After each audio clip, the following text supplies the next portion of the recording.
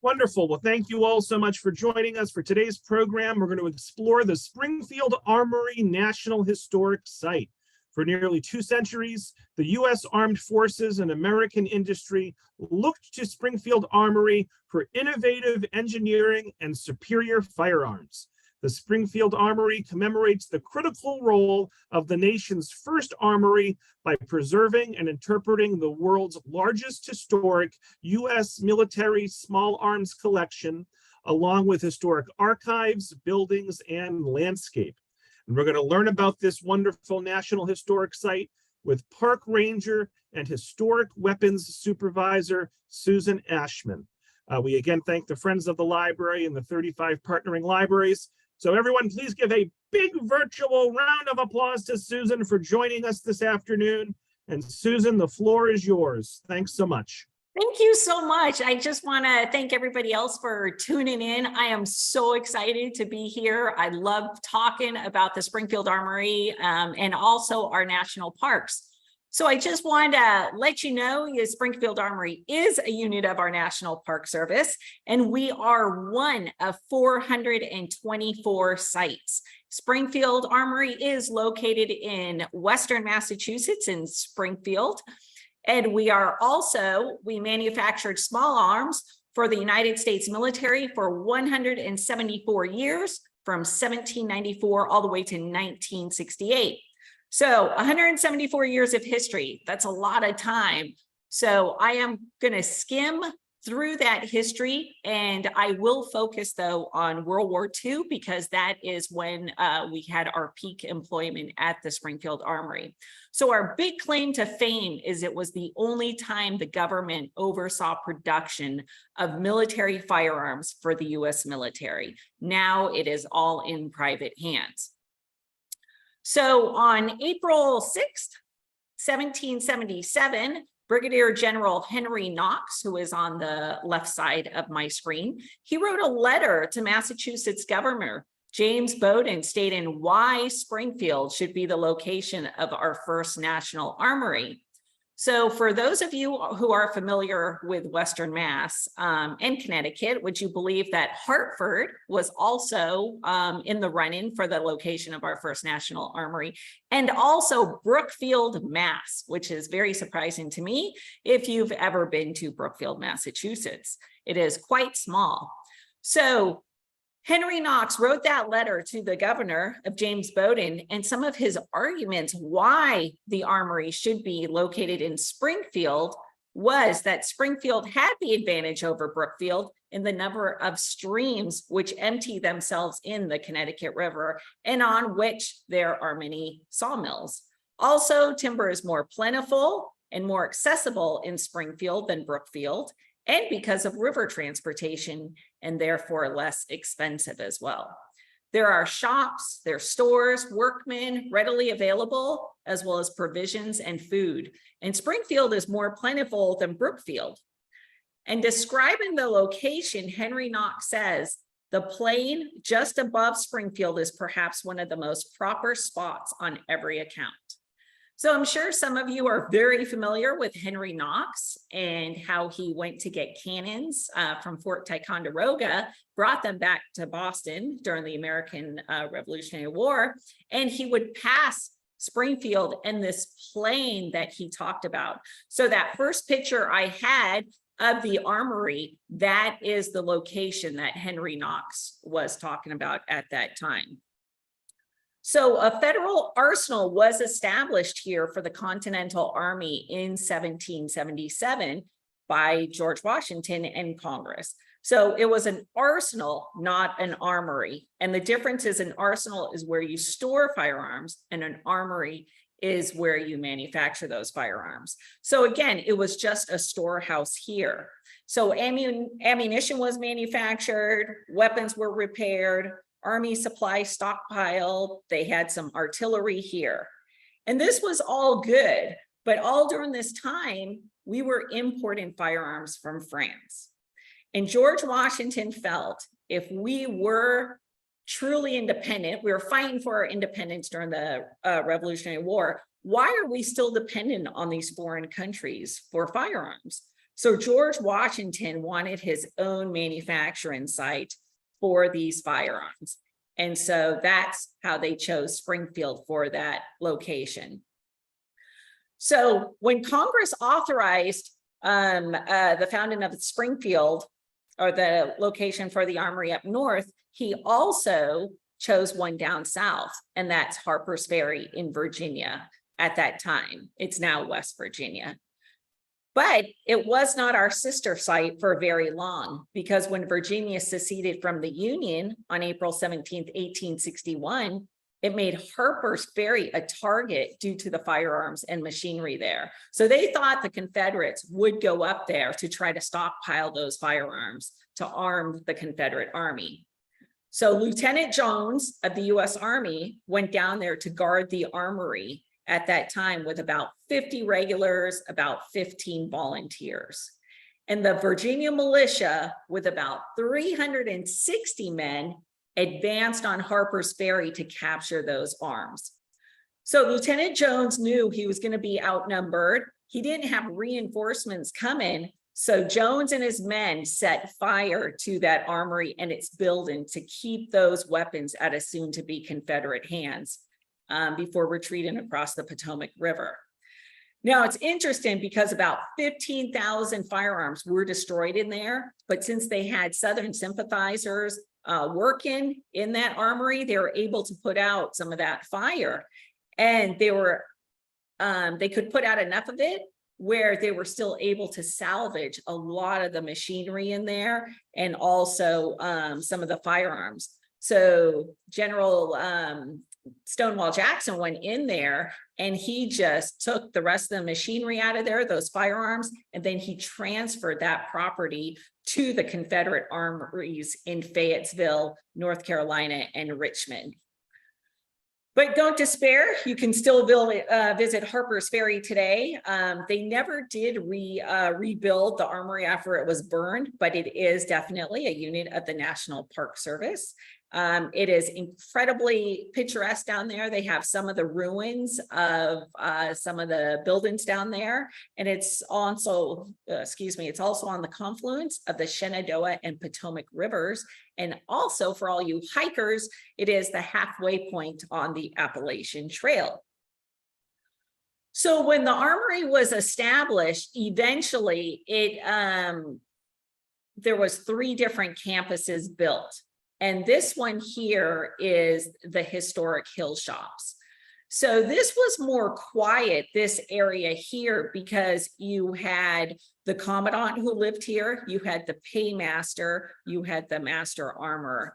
Those 3 positions are the most prestigious at the armory.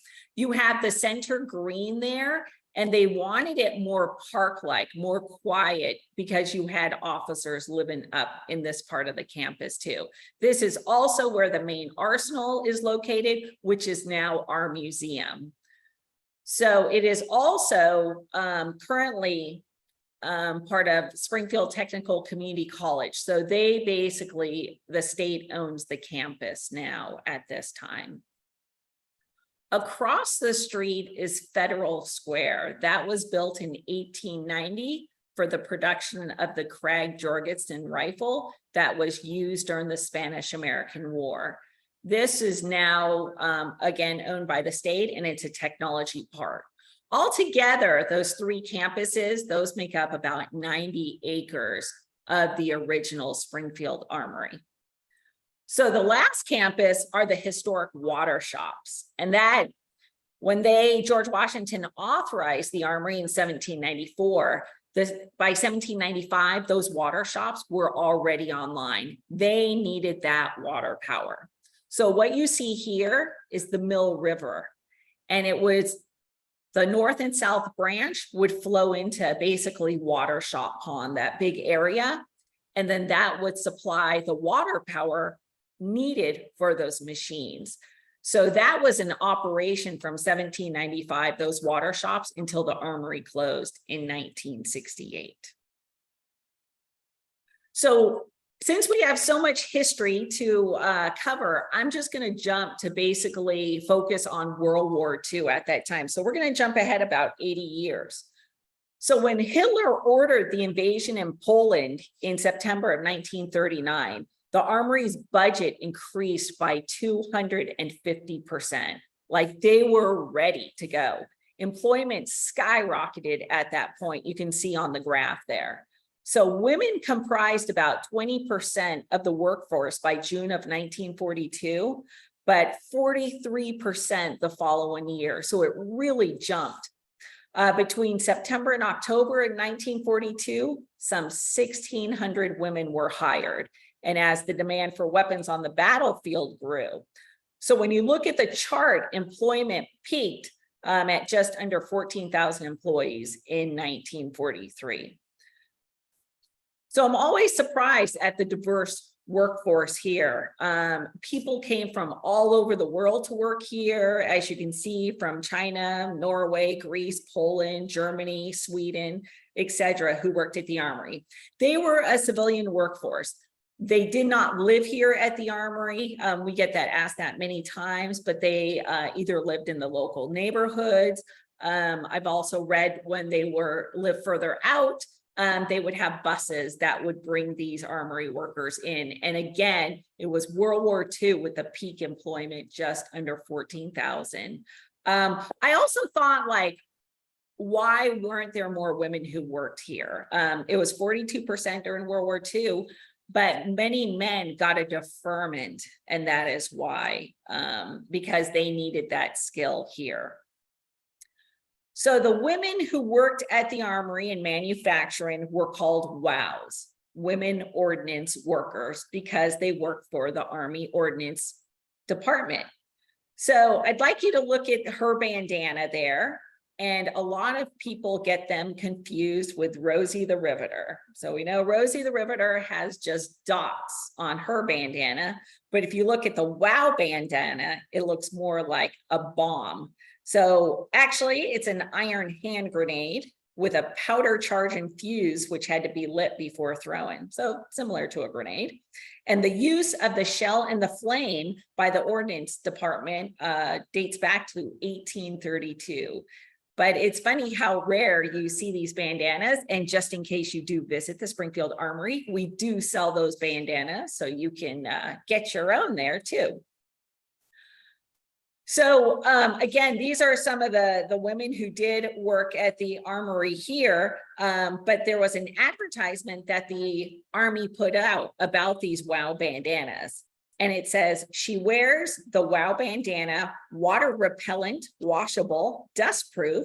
The WOW bandana, designed in accordance with U.S. Army specification, is an attractive, safe, and unifying head covering to identify women ordnance workers. Every woman in your plant will want one. So many of the women who did take jobs at the Springfield Armory took on many of the manufacturing roles once previously held only by men at that time. So they did feel that working at the Armory was more like their patriotic duty to help out the boys overseas at that time. So the Armory also attempted to pair specific women up with specific jobs according to their natural physical abilities. So just because you wanted to be a clerk doesn't necessarily mean that that's what your position would be at the Armory there. And it proved so beneficial. So they did take aptitude tests to see how these women fared in particular job categories at the Armory. And again, it proved very beneficial, cost-effective for the Armory as well. So the women work side by side with the men and have been doing so since World War I.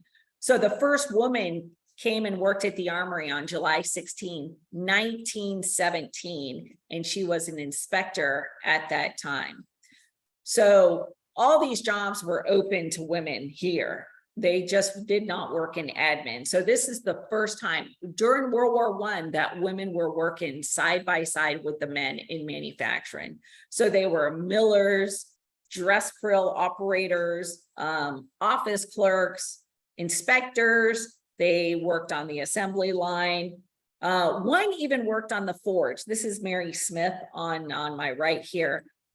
I'm not sure why she wanted to work at the forge, because it's a very hot job. It was before OSHA and air conditioning, and that was probably one of the worst jobs at the Armory. So I wish I could have talked to her to find out what drew her to that.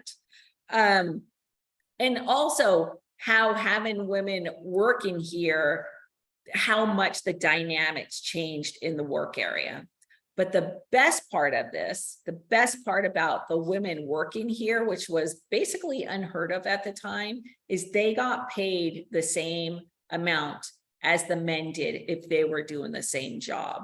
So that was pretty much unheard of during that time. So at first, when they were looking for women for jobs here at the Armory, they were wondering why women were not working or applying here. And they found out the problem was childcare. They took note of this because they needed more help here. And they ended up opening up a couple of childcare facilities across the street and at the High School of Commerce, which is also across the street. So what was being manufactured here? So basically everything stopped and production was all about the M1 rifle. So anybody who knows, has relatives who fought in World War II, this is probably what they were using, the M1 rifle here. So the Garand, this was designed by John Garand, and he was born in Quebec, one of 12 children, and moved with his family to Jewett City, Connecticut. And he learned the machinist trade in the textile mills down in Connecticut.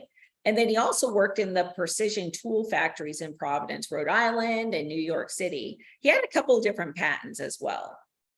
And during World War I, he designed a lightweight, fully automatic rifle. He heard that the government was having a hard time finding a semi-automatic rifle, so he submitted a design.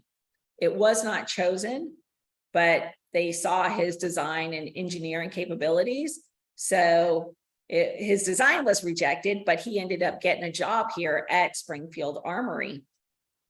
So on January 9th, 1936, after 17 years of working under military specifications, the M1 rifle was accepted as the standard shoulder arm of the U.S. Army, and 4 years later by the U.S. Marine Corps. And General George Patton said, "I consider the M1 the greatest battle implement ever devised." So again, if your fathers, if they were in the U.S. Army during World War II, they probably talked about the M1 Garand or M1 thumb. That's another thing where you get your thumb stuck in when you're loading the cartridges in there too. So the first production M1 was successfully proof-fired, function-fired, fired for accuracy on July 17th, 1937. So in 1940, 100 M1s were being manufactured each day. But by 1942, that number rose to over 1,000 rifles per day. Production of the M1 peaked in January of 1944 with about 122,000 manufactured in that month alone. So it was about, like 3,936 rifles per day, or 164 rifles per hour. So that's those women were either working on those rifle stocks or the barrels themselves or the trigger assemblies on the rifles, the sights on those. So you don't think too much about it, but you think about how many hands were involved in making these M1 rifles. So this is a cartoon, or I should say just a drawing that one of the employees did here. It's one of my favorite ones because you see the woman who's passing, she's an inspector, she has her micrometer in her hand. She's passing the M1 rifle over to the armory worker who is standing on a gear. And he is going to pass it onto a soldier And then you see the Japanese coming over the hill, and that's the armory in the background. So we're going to talk a little bit about the Armory newsletter, where these cartoons, these drawings would be in, and it was used as morale during World War II. So the armory workers, they were called soldiers of production, and they worked round the clock here, 6 to 7 days a week.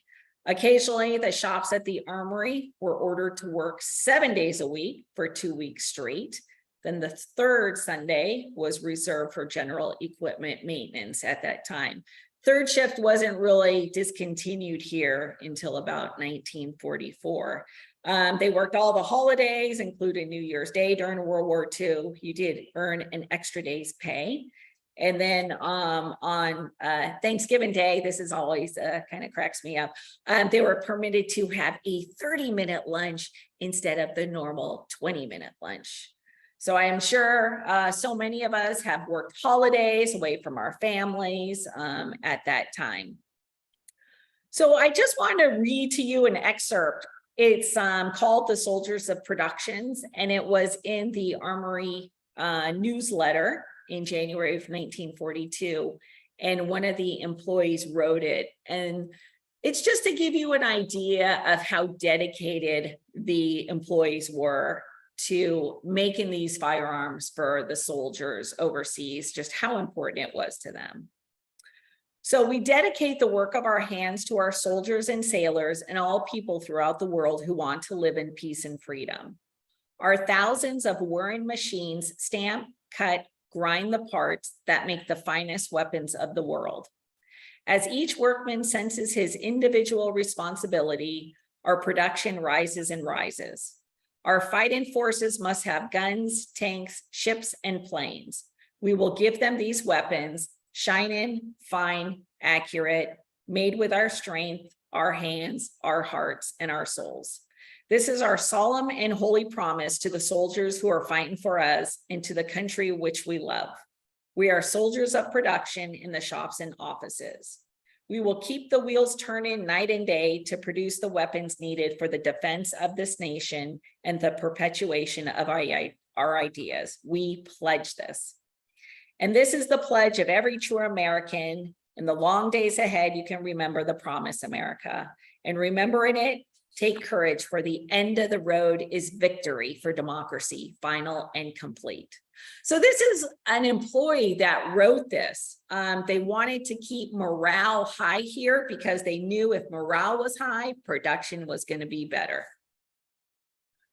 So there was also cafeterias. They had 3 cafeterias on the post here. And this is so employees did not have to leave here. They did have guards on the gates here. And then also they'd like to know that their employees were also getting a hot meal at work. They also had blackout and air raid drills practiced regularly here too during World War II. So I'm not sure how many of you have heard about the Army Navy E Award. And this was presented to companies during World War II whose production facilities basically achieved excellent in production. And by war's end, the award has been earned by only 5% of more than 85,000 companies involved in producing materials for the war effort. That's not too many companies when you think about it, 5% out of 85,000. So the company, you basically need to vote for your own company. So you need to fill out an application themselves. And I have to say the Springfield Armory, somebody here, a clerk, was very good about filling out the application because the Springfield Armory was given this award for 4 times. But do you know who beat us out? Hershey Chocolate. They got the award 5 times for their ration D-bar. So when you did get the Army E Award, you got this little pin here. And then again, this is an employee badge. And then you got that E pin that goes on top of your employee badge as well. So the Armory newsletter, this is definitely a stage publicity photo here, but the Armory newsletter was published in-house each month during wartime by employees to increase morale. And this was even during World War I, they were doing this again. And this newsletter is quite a hoot. They would encourage employees from different departments to submit news for the newsletter about wartime production, about like birth announcements, poetry, clubs, sports teams, news from the front line, from former employees, jokes, cartoons, etc. And there is no way that Armory newsletter could be published today. Well, probably not without a lawsuit, because it was quite sexist, definitely not politically correct at that time. But this, when you work at a company with over 10,000, or I should say just under 14,000 employees during World War II, you want to know what's going on in the different divisions. So they really encouraged getting together in these different divisions, so you knew what was going on or knew the employees, again, keeping that morale up. So again, happy employees meant higher production. So this is, again, one of the, a couple of slides, what some of those drawings would look like. Here's another one. They even added to the Springfield Armory on one of the Dr. Seuss drawings there. So another thing they would have is lunchtime concerts. And this is through the Federal Music Project through the WPA. And this was from about 1938 to 1943, but it was unfortunately phased out in 1943. And these were always very crowded. Whenever I see pictures of these were at all three campuses. They would have war bond drives during this time, or the musical concerts. And as you can see, it was not all work and no play here. Another morale booster was different clubs and teams. So can you imagine being able to do this on your lunch hour at your place of employment? So they had like every sport you can imagine here. They had bowling, tennis, golf, hockey, baseball, rowing, archery. They even had intramural sports here, which some of the pictures that I saw, they had this team, the women's basketball team was the Redheaded Amazons, and they played a men's team. And even though the women lost, like it was a close game. So even back then, you know, they were, I think they were a little ahead of their time. They had a club for bridge, for lunch. That's probably the club I would be in. Swing band, defense war bond, Red Cross, etc. So as I was saying earlier, like many of the teams would challenge each other. So this one was the Five Bachelors. This was the name of their team from the water shops. Extend a challenge to any bachelor girls team from the hill shops to participate in the bowling match. And stakes will be the match and supper to follow. And it's kind of funny because editors at the Armory News responded, while the Armory News is printing this item as received, it absolves itself of all responsibility should any romances develop. So I can't even tell you how many marriages came out of the Armory during World War II. So another thing that they had, one of the biggest dances here was the On to Victory dance. This was in February of 1943. Judith Kane, she was one of the female band leader at that time. It was held until 3 a.m. so that all shifts could attend. It was a big deal. The WOW bandanas were given out at that time too. It was a big morale booster. Employees were asked to sign a victory pledge at that time. And then also this was held at Springfield Symphony orchestra or Springfield Symphony Hall, I'm sorry, at that time here. So that was huge. And this is where they were giving out the WOW bandanas for the first time as well. Now, does anybody recognize this guy? Benny Goodman. He actually played here at the Armory on September 29th, 1943.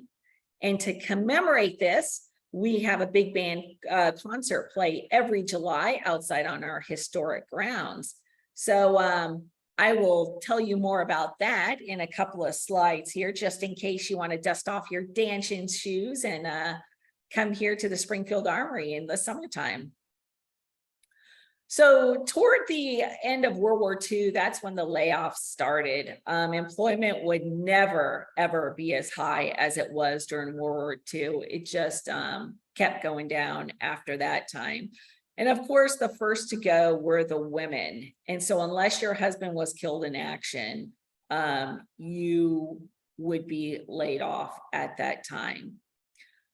So we're going to fast forward 11 years to 1956. The current chief of staff requested a report from the Army Material Command of the Arsenal system.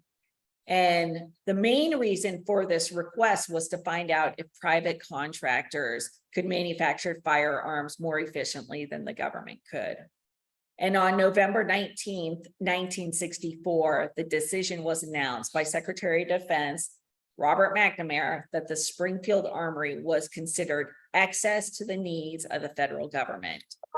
So needless to say, the citizens of Springfield were just completely shocked by this news. They had a delegation from Springfield that went to Washington, D.C. to plead the case to save the Armory, to no avail. And despite all these efforts, Robert McNamara still stuck to his decision to close the Armory. So on April 30th, 1968, a ceremony was held on the green in front of the Armory, or I should say the main arsenal, and the American flag was slowly lowered from atop the clock tower.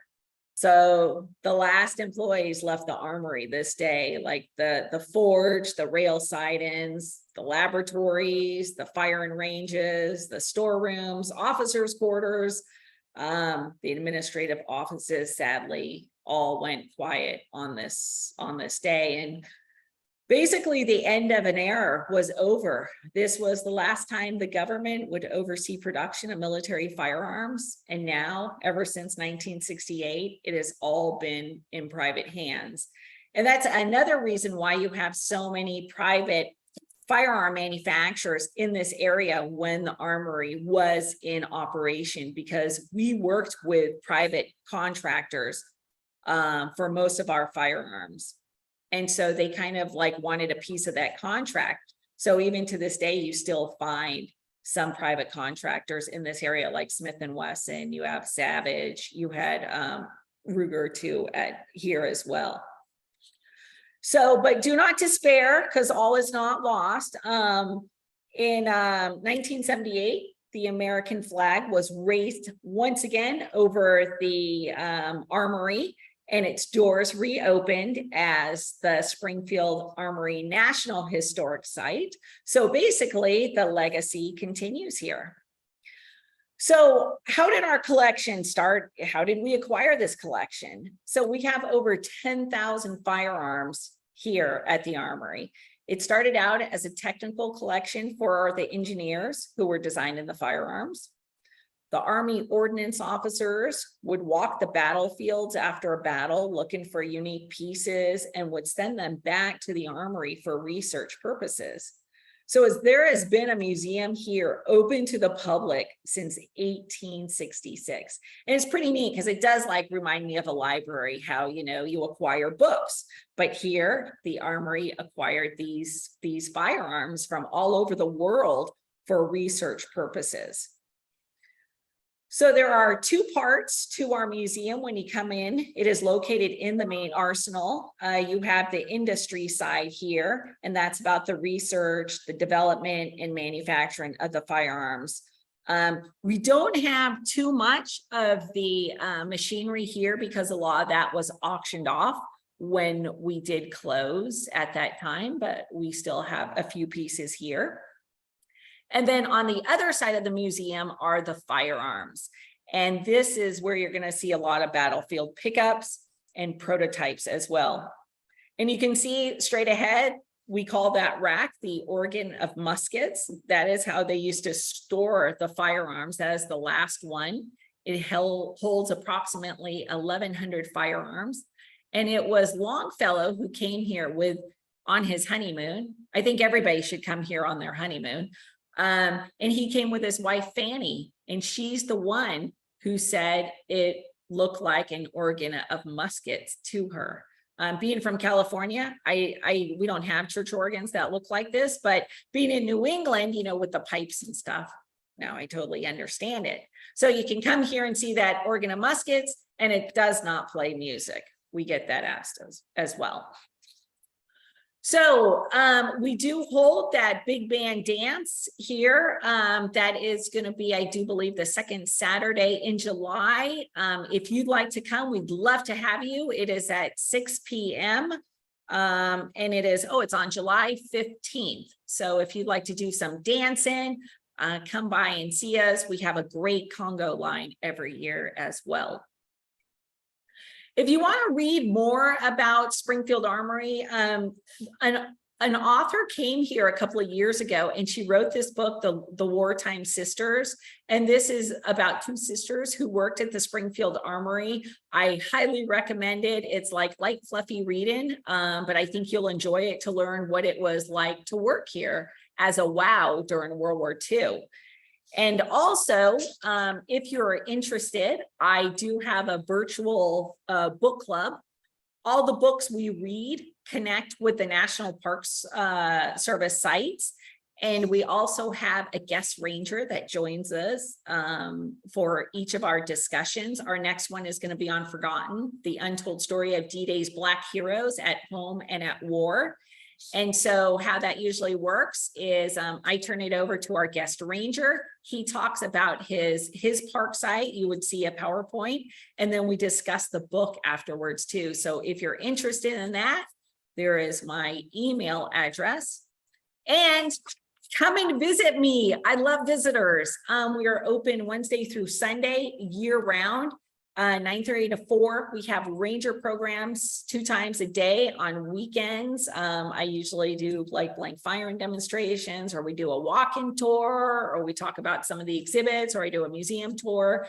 It is also great for kids. We're not just about firearms, and there's also beautiful grounds to picnic on. So thank you very much. And I hope you guys have some questions, and please come visit me. So folks, let's give Susan a big virtual round of applause for a wonderful presentation. I learned quite a bit. Very excited about your book group too. That sounds very interesting. Yeah, I love it. So folks, if you have any questions or comments for Susan, now is the time. Diane asks, did the male workers wear anything to identify them like the women had to? No, they didn't. It's interesting because of the hair with the women, it took accidents before they had to start wearing bandanas, hats, because of some scalpings that would take place with the machines. And so a lot of the men, some of them dressed quite nicely when they worked here with the shirts and ties. But then the women, they wore like dresses. They were dressed beautifully to come to work. Like women don't even dress like that to go to Walmart today.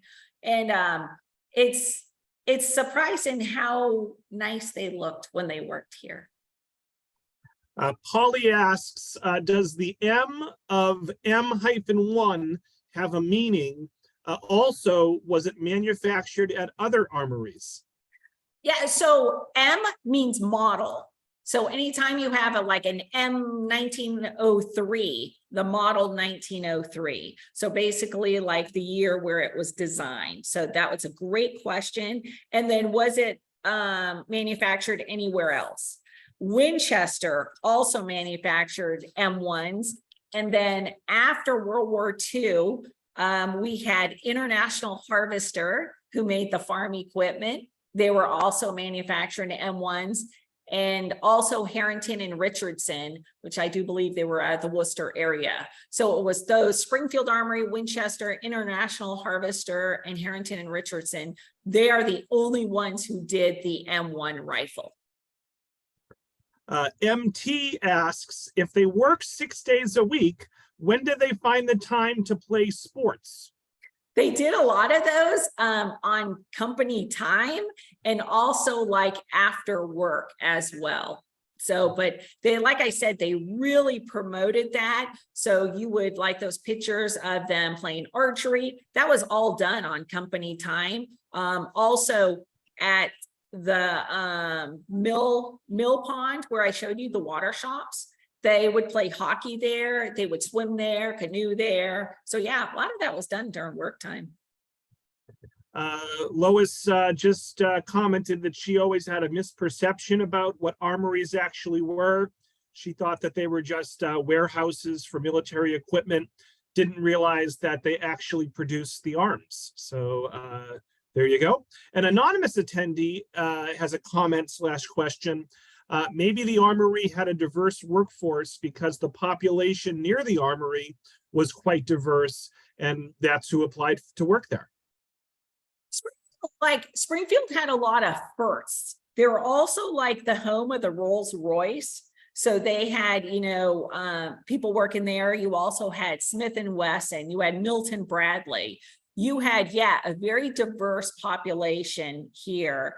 But then also people who were living here would write to their relatives and say, hey, here's where you can get a good job, come and work. Another thing that was interesting is you aren't making as much working for the government as you would in a private industry. So I did mention that there was private manufacturers helping us make those firearms. And a lot of people would get trained here and then go to the private manufacturers because they can make a little more money too. So, but it's interesting, back to the diverse workforce, they had the different neighborhoods, like the Irish neighborhood, the Polish neighborhood, here in Springfield too. So that is a great point that he brought up, that, yeah, and then they just, those people who were working here would just write to their relatives and say, hey, come on over and work.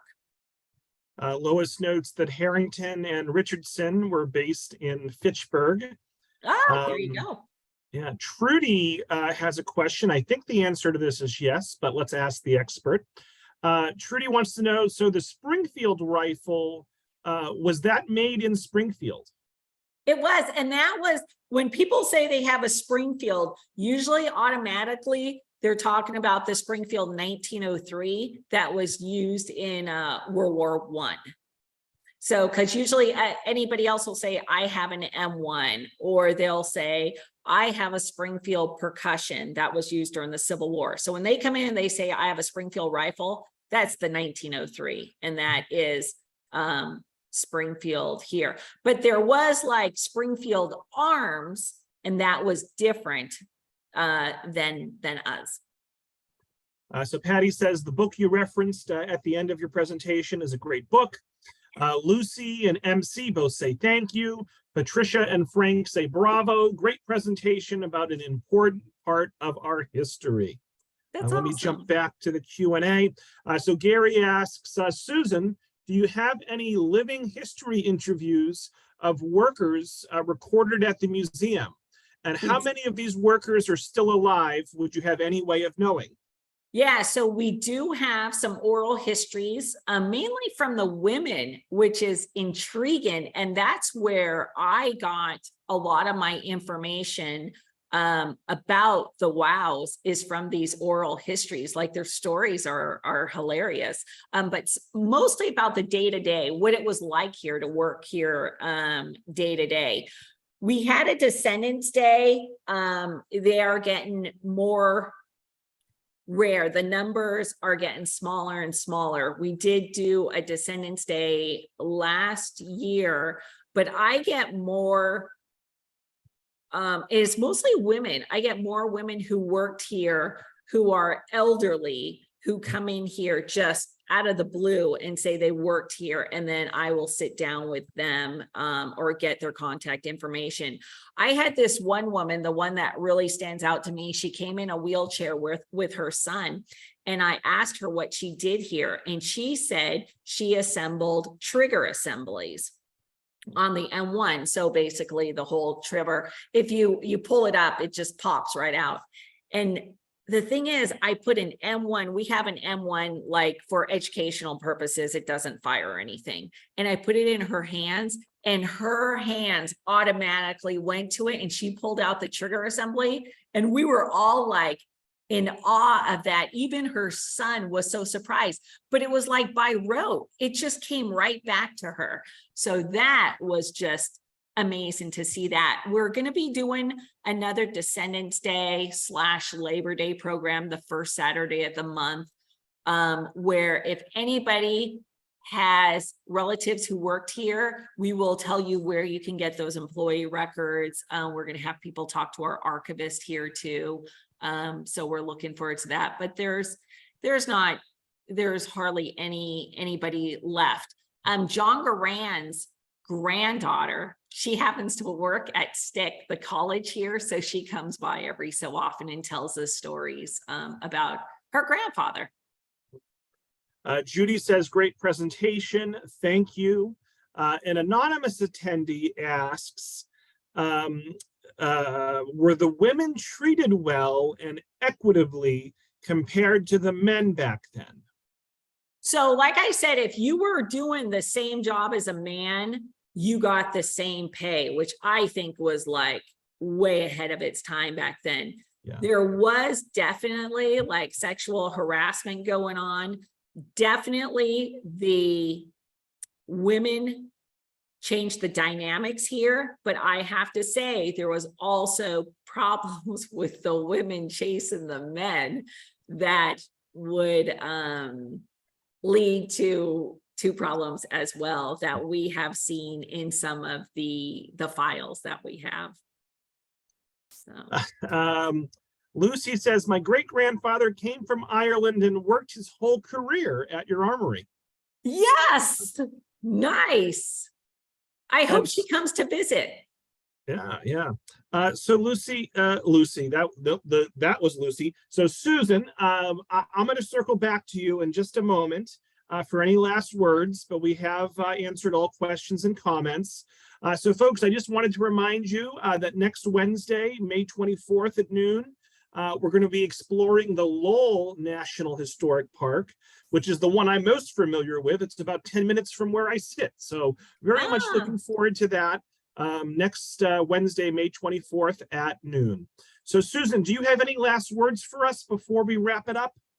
Thank you so much for your time. I really appreciate you guys tuning in. I really, really hope you come and visit. I would love to give you a tour of the armory. Again, we have beautiful grounds. The museum's just on the first floor there. So please come visit, and thank you so much for supporting our parks. I hope if you guys want to sign up for book club, email me, but thank you so much. I appreciate your time. Susan, I'll include your email in the follow-up email I send out tomorrow. Folks, look for that email. It'll have the recording, a feedback survey, Susan's email address, and information about next week's talk. And normally I wouldn't do this, but we do have 8 minutes left, and Yvette does have a good question. We'll take one more question. Yvette wants to know, how is the armory organized for visitors, and how long should one be prepared to stay there? So organized for visitors. So we have one floor. And if you just have a light interest in like the history and such, I would say you can do the visit under 2 hours. We have 2 sides of the museum, but we also have a 17-minute orientation film, and we have a great gift shop, which is always nice. There's plenty of places to sit down. And again, we have beautiful grounds, picnic grounds too. So I would say under 2 hours works out. Excellent. Well, thanks for answering that question. Yeah. I just put Susan's email address in the chat, and folks, you'll receive it via email tomorrow. Says thank you. Yvette says wonderful, thank you. So now we're really going to wrap up. So thank you so much, Susan. I hope you and the audience enjoy the rest of your day. You too. Thank you. All right, go Celtics. Bye-bye.